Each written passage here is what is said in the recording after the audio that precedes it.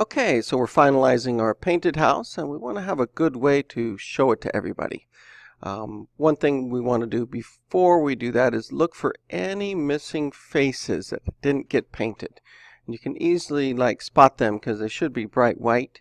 And if we want to paint this green, we don't have to go look in the materials. We can use the B bucket tool and then just use the Alt button to turn this into an eyedropper and suck up the green color, let go, and then paint with it.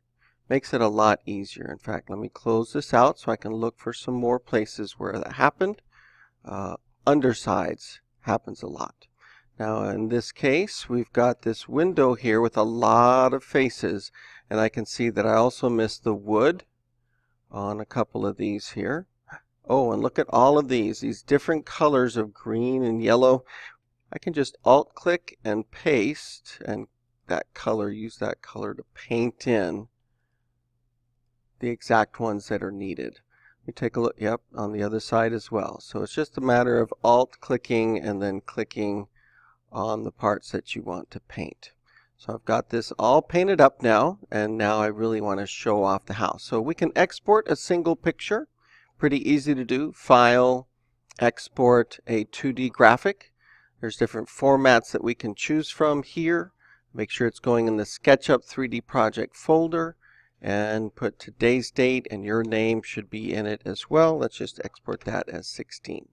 Now there's another way to show this off, and that is to use scenes that are simply remembering different points of view looking at the house. It's under View Animation, and we can simply add a scene, and now wherever I go, if I click on that, it'll take me back to that point.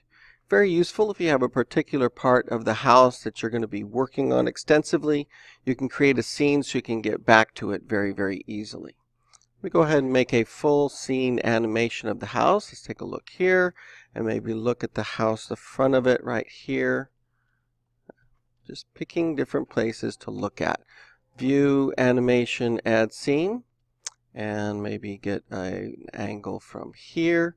Make sure you're using the screen to your advantage. Don't have a bunch of blank space at the top and bottom, and try and center it so it looks nice.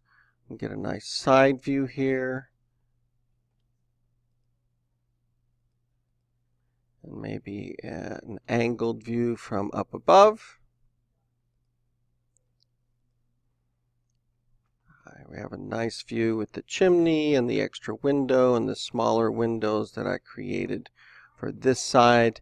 View, Animation, Add Scene, and then it'll actually go back to scene number 1. So let's watch this animation here. View, Animation, and Play. And we can actually have this just play endlessly. It'll just loop around and show the different parts of your house. You want to be careful and check these because it's pretty easy to go too far and have the animation crash through your house or go wildly off looking at the sky and then whipping around and coming back to view the house. So always check it before you finish and see what that's going to look like. Now the nice thing is that we can stop this animation.